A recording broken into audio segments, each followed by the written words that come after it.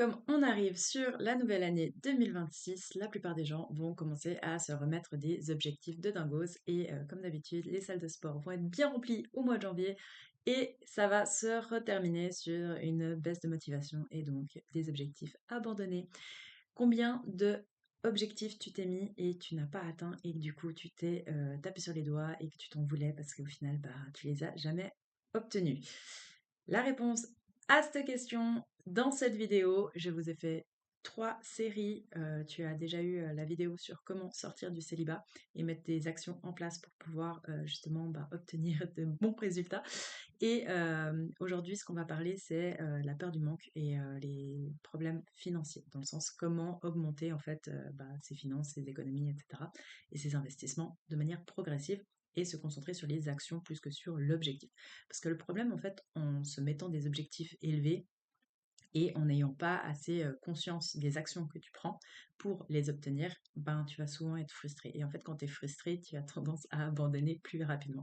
Alors que si on fait une méthode différente que moi j'utilise, qui est de se concentrer sur les inputs, donc sur les actions, et pas forcément sur les outputs, sur le résultat, plus tu vas te concentrer sur les actions que tu fais, plus tu vas les traquer, plus tu vas les améliorer et regarder ce qui fonctionne moins avec ta propre vie, tes propres objectifs de vie, dans le sens ce qui te tient à cœur à toi et ce qui est important pour toi et qui correspond à tes propres valeurs, et tu auras franchement aucune excuse de ne pas y arriver, à part toi-même si tu ne mets pas en place les actions. Mais si ça tu fais, je peux t'assurer que si tu es patient et que tu es constant avec les choses que tu mets en place, c'est impossible de ne pas réussir à être meilleur dans le domaine que tu veux. Que ce soit dans tes relations, que ce soit dans ta santé, que ce soit dans tes finances, que ce soit dans ton business, que ce soit dans ta spiritualité, dans le matériel, tout en fait est lié à tes actions. Donc si tu veux changer quelque chose dans ta vie, mon, mon inside de tout ce qu'il faut s'en rappeler, de tous les sujets que je vous donne, c'est faites en premier. Commencez et mettez-vous à faire. Parce que si vous avez une page blanche, c'est difficile, voire impossible de pouvoir la modifier. Alors que si vous écrivez, même s'il y a des ratures, en fait, tu peux corriger et tu sais ce que tu es en train de mettre en place pour avoir le roman de ta vie. Donc, pour la vidéo de ce jour, reste bien jusqu'à la fin parce que tu auras les meilleurs tips pour pouvoir augmenter ton capital et ton compte en banque. La meilleure manière de faire bien les choses en finance et de ne plus avoir peur de manquer, c'est de commencer là où tu es. Ça veut dire quoi? Ça veut dire que tu n'as pas besoin d'avoir eu un héritage, tu n'as pas besoin d'avoir des grosses sommes d'argent. Et là où tu es, c'est exactement où tu dois commencer. Donc même si tu n'as pas énormément aujourd'hui, le but c'est déjà de faire un bilan. Donc de prendre conscience d'où tu en es. Sans ça, je t'assure, tu vas aller nulle part parce que tu avances à l'aveuglette et c'est pas le but.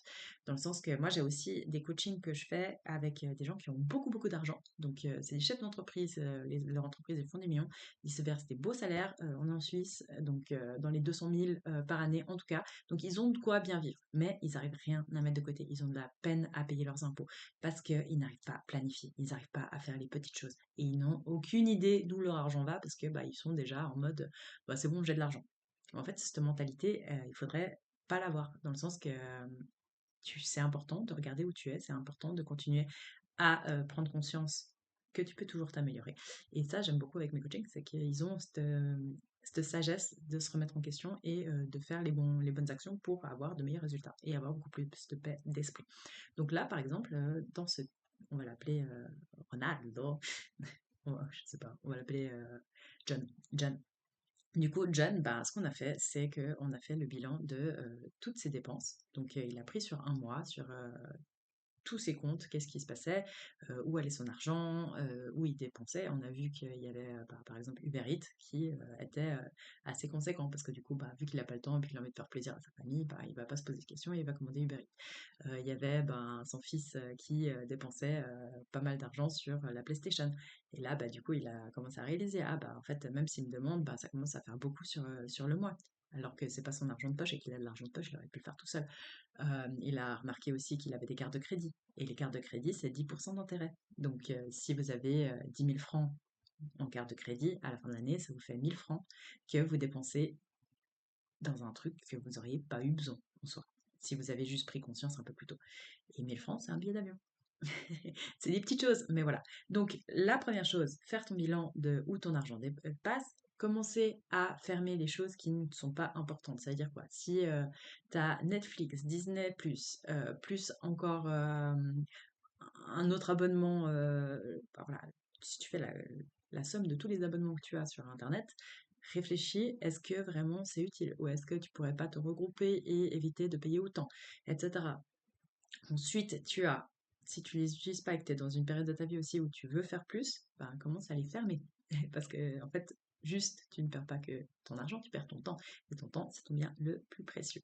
Après ça, tu as ben, savoir vraiment, ok, mon loyer c'est quoi, mes impôts c'est quoi, mes assurances c'est quoi, et en fait faire à l'année, et ensuite tu divises par mois pour mettre tout des poches de côté pour être sûr que à la fin de l'année, bah, tu te retrouves pas avec 15 000 francs d'impôts d'un coup et que tu te dises, ouah, ça pique parce que ça va piquer, mais chaque année ça pique. Donc au bout d'un moment, c'est à toi de faire la rétrospection et de faire en sorte que tes budgets soient en adéquation avec ta situation actuelle.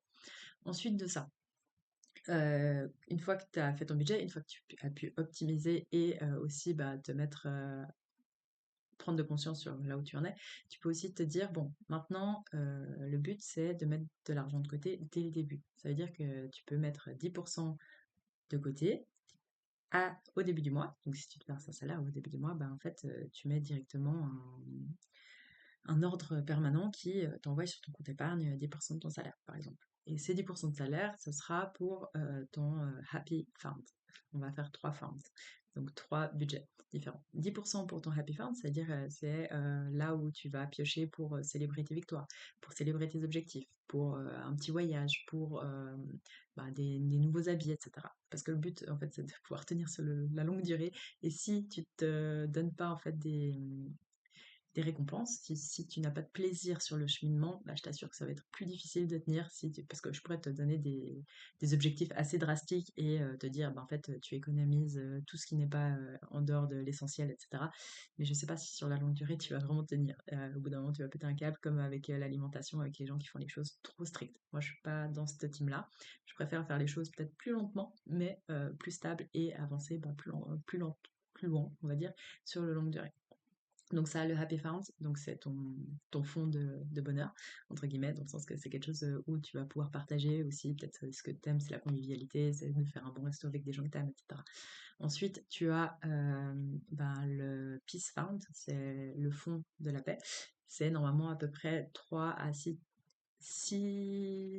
mois de dépenses. En gros, de là, quand tu as fait ton budget, bah, toutes tes dépenses vitales, bah, que tu puisses les avoir de côté pour au cas où bah, il y a des pépins, au cas où il y a un Covid, au cas où il y a, je sais pas, quelque chose qui fait que bah, tu peux plus faire de l'argent ou bien tu peux plus recevoir bah, ton salaire. Bah, au moins, tu as ça déjà de côté pour être en paix. Et ensuite, 10% dans tes investissements. Dans tes investissements, ça sera ben, une stratégie qu'il faut que tu mettes en place. Ça, j'en parle plus dans ma formation en quête de sens et de liberté. Tu as le lien en bas, il y a 14 jours offerts, n'hésite pas à y aller parce que bah, pour le coup, tu apprendras à te mettre des objectifs qui sont alignés avec qui t'es, plus tu apprends aussi à investir et à faire bah, de l'argent avec ton propre patrimoine. Donc là, une fois que tu as ça, une fois que tu investis aussi ton argent, c'est des virements automatiques dans le sens que tu ne vas pas y penser tout le temps. Mais c'est important que la base soit bien réfléchie. Parce qu'une fois que tu mets des habitudes en place, bah, tu peux faire plein de choses. Sauf que si t'as pas une vision plus loin, donc une direction, même pas une vision, c'est pas te mettre des objectifs stricts, c'est une vision, une direction. Donc quelqu'un qui me dit, moi, Sarah, ce que je veux, c'est ma liberté totale, bah en 10 ans, tu vas y arriver. Sauf que bah, tu vas pas prendre les mêmes risques, tu vas pas prendre les mêmes coachings, tu vas pas prendre les mêmes choses pour y arriver. Parce qu'il y a plein de gens, eux, ils veulent pas, ils veulent juste la retraite. Ok, bah même la retraite, en fait, il faut se bouger. Il faut investir par toi-même. C'est pas ton premier, ni ton deuxième, ni ton troisième pilier qui vont vraiment te faire une retraite saine et durable. On, on est en pyramide inversée, les gars. Donc, quand la retraite a été instaurée, c'était il y a 3 générations.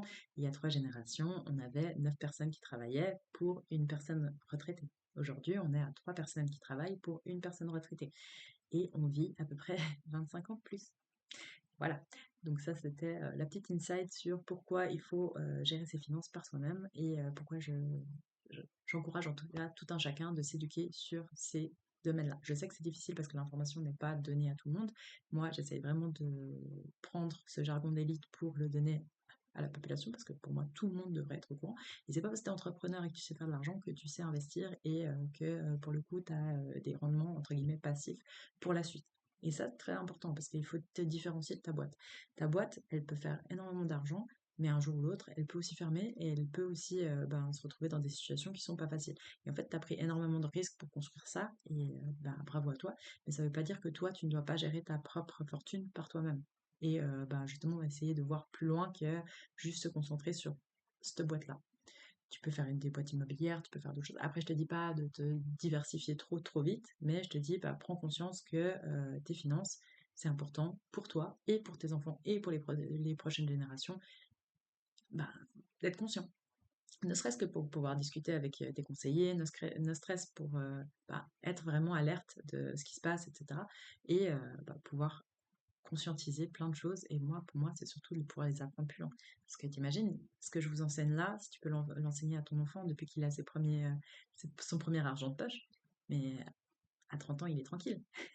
Et c'est ça qu'on comprend pas vraiment, c'est que, alors il y a les intérêts composés, il y a tout ça qui fait que, mais ce qu'il faut comprendre, c'est que plus tôt tu commences, plus tôt tu as cette conscience, plus c'est facile.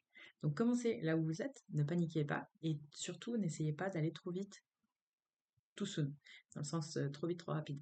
Essayez juste de commencer là où vous êtes. Si mettre de côté 50 francs par mois, c'est difficile déjà pour vous, et c'est déjà un montant, c'est parfait.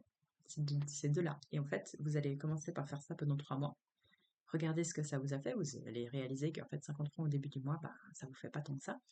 Et ensuite, les 3 prochains mois, c'est d'essayer de doubler ce chiffre. Et vous dire, allez, c'est parti pour 100 francs, pendant 3 mois. Et vous faites 100 francs pendant 3 mois encore, pour réaliser, ok, au final, c'est pas tant que ça. Et souvent, en fait, tu vas combler inconsciemment ce vide par autre chose. Ça peut être des nouvelles opportunités, ça peut être des nouvelles rentrées d'argent, etc. Et une fois que vous commencez à avoir ce système, moi, je vous dirais, mettez 1 an. Commencez si vous avez aucune éducation financière et que c'est difficile de mettre de côté, commencez par vous concentrer sur mettre de côté pendant 1 an. Donc, vous utilisez la méthode du x2. Donc, vous commencez par un petit chiffre qui vous paraît pas non plus inatteignable. Donc là, par exemple, 50 francs. Après, les 3 mois, vous passez à 100 francs. Ensuite, après 6 mois, du coup, vous commencez à aller à 200 francs. Et ensuite, vous allez jusqu'à 400. Et à la fin, vous devrez essayer d'aller jusqu'à 1000. Et une fois, 800, ça fera à peu près. Donc imagine, hein, on a commencé avec 50 francs de côté. Et ça, une fois que tu arrives à faire ça, normalement, tu auras ton fonds de paix qui sera rempli gentiment. Et quand tu verras qu'il se remplit et que tu commences tu traques les choses, tu verras que ton cerveau, il va vouloir encore plus, encore plus. Et souvent, à la fin de l'année, tu seras encore plus loin. Et en fait, une fois que tu as fait ça, la deuxième année, ce que je t'encourage, c'est pendant cette année, commencer à vraiment t'informer sur l'éducation, sur comment investir, etc. Mais tranquille, tu fais rien encore. Et la deuxième année, là, tu te dis, bon, dans ce que j'ai mis de côté, il y a une partie qui reste pour mon compte épargne et mon compte du bonheur. Et par contre, dans cette partie-là, il y aura peut-être 50 francs de nouveau tous les mois où je vais recommencer. 50 francs par mois pendant 3 mois où je vais les investir. Et une fois que tu commences à faire cette poche-là, du coup, tu la doubles. Les 3 mois après les 3 premiers mois, donc dans les 3 à 6 mois, tu auras à peu près 100 francs à investir par mois. Et là, pareil, en fait, vous allez continuer. Une année. Tu fais ça pendant 1 an. Et après, tu réfléchis et tu commences à réajuster. Tu dis, ah, ok, qu'est-ce qui est sain pour moi? Qu'est-ce qui est durable pour moi? Et qu'est-ce que moi, j'ai du plaisir à faire? Qu'est-ce qui m'intéresse vraiment? Est-ce que c'est plutôt l'immobilier? Est-ce que c'est plutôt la bourse? Est-ce que c'est plutôt la crypto? Peu importe, en fait, les domaines qui vous intéressent, vous pouvez tester et pas avoir peur, en fait, de se dire, ok, le but, c'est que moi, je me découvre, que moi, je comprenne et que je puisse, par la suite, construire un empire tout petit, petit à petit, qui me sert et qui du coup me génère aussi de l'argent et de la paix d'esprit surtout. Cherchez pas des opportunités rapides, cherchez pas en fait des raccourcis, cherchez à vous construire, cherchez à ce que vous compreniez ce que vous faites. Si vous comprenez pas et que vous pouvez pas l'expliquer à un enfant de 2 ans, c'est que c'est pas pour vous. D'accord? C'est que vous avez pris l'information de quelqu'un sans vraiment l'adapter à qui vous êtes et à votre vie. Et c'est pas ce que je vous souhaite. L'argent, en fait, c'est pas du loto, du tout. Il y a tellement de gens qui jouent au loto, je comprends pas. Dans le sens que si vraiment tu apprenais les choses et si tu faisais les choses concrètement comme il faudrait les faire, tu n'aurais pas peur, en fait, de manquer d'argent. Tu peux plus avoir peur de manquer d'argent parce que tu dépenses moins que ce que tu gagnes.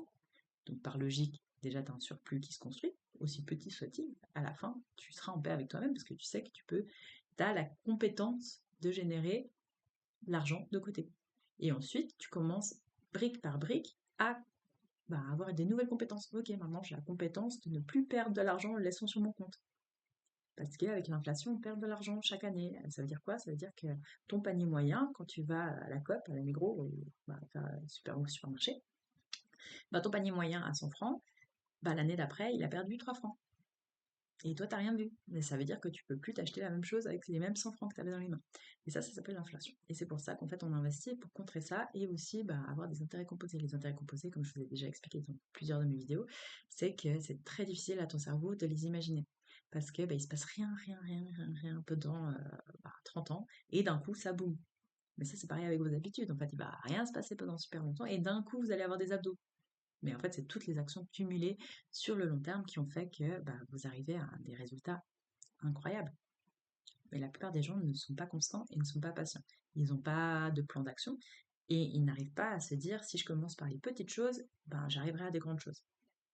Mais si tu te concentres sur les actions, tu peux que y arriver. Parce que si tu es quelqu'un d'intelligent qui, quand tu fais des actions, tu les traques et après tu améliores, tu te dis ok, ça s'est bien passé, ça c'est peut-être quelque chose que je pourrais améliorer, ça c'est quelque chose que je préfère, donc j'ai plus de plaisir à passer du temps, etc. C'est presque quoi, c'est impossible en fait de pas réussir à quelque chose. Parce que tu vas avoir des résultats. Sauf que ça demande d'être patient. Si t'es conscient que quand tu investis ton argent aujourd'hui, ça te prendra peut-être 3 4 5 10 ans, peut-être, suivant les investissements que tu fais, avoir des résultats. Mais que c'est pas de l'argent que tu as besoin, parce que tu as utilisé la méthode que je viens de te donner, donc c'était de toute manière de l'argent que tu arrives à mettre de côté, de quoi tu as peur? Tu vois? C'est ça en fait. Notre cerveau, si tu veux, voilà, on va faire ça. Si tu veux, notre cerveau, il est beaucoup plus efficace à trouver du négatif que du positif, parce que ton cerveau, il est là pour que tu survives, il n'est pas là pour que tu deviennes une version améliorée de toi. Ok? Donc, your, your brain is here to make you survive, not strive. En anglais, ça veut dire justement que ton cerveau, il n'est pas là pour te faire évoluer, il est vraiment là pour juste avoir le bare minimum pour survivre, parce que il n'a pas énormément évolué depuis la période des mammouths.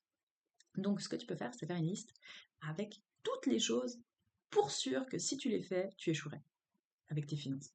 Et tu peux le faire avec ton couple, tu peux le faire avec ton sport, avec ta nutrition, etc. Donc là, tu vas faire une petite liste de toutes les choses. Vraiment, si tu fais ça, tu es sûr et certain que tu n'arriveras pas à avoir une fortune ou un patrimoine de côté qui travaille pour toi. Donc on va le faire, on peut faire quelques lignes ensemble. Dépenser plus que ce que tu gagnes. S'endetter sur des choses qui ne te rapportent aucun argent. Euh, payer tout le temps les tournées et les restos à tout le monde alors que tu n'as pas cet argent, donc de nouveau, vivre au-dessus de ses moyens. Ne pas s'intéresser ni oser investir son argent et le laisser à la merci de tous les frais. Il y aurait quoi encore? Il y aurait ne pas s'informer sur les intérêts composés, il y aurait ne pas investir, il y aurait ne pas mettre de côté, il y aurait ne pas faire d'argent. Donc faire en sorte de ne pas travailler, de ne pas chercher à faire à avoir plus de contacts, avoir plus de clients, avoir plus de ventes, etc. Donc, surtout détester la vente, détester l'humain, détester la compréhension de l'humain aussi, détester la compréhension de son propre cerveau, de ses habitudes, ne jamais traquer ce qu'on fait, euh, chercher à faire trop vite et trop grand, se dire que c'est les autres, ne pas prendre la responsabilité, quoi d'autre, acheter des choses pour paraître au lieu d'investir pour être bien avec soi-même. Voilà. C'est une liste exhaustive, tu peux la rajouter à ta sauce, mais tout ça pour te dire qu'en fait, tu es totalement capable de faire bien plus que ce que tu penses. Mais ça commence par les petites choses et j'espère que cette vidéo t'a plu. N'hésite pas à me le dire en commentaire et je te dis à tout bientôt et abonne-toi pour plus de tips.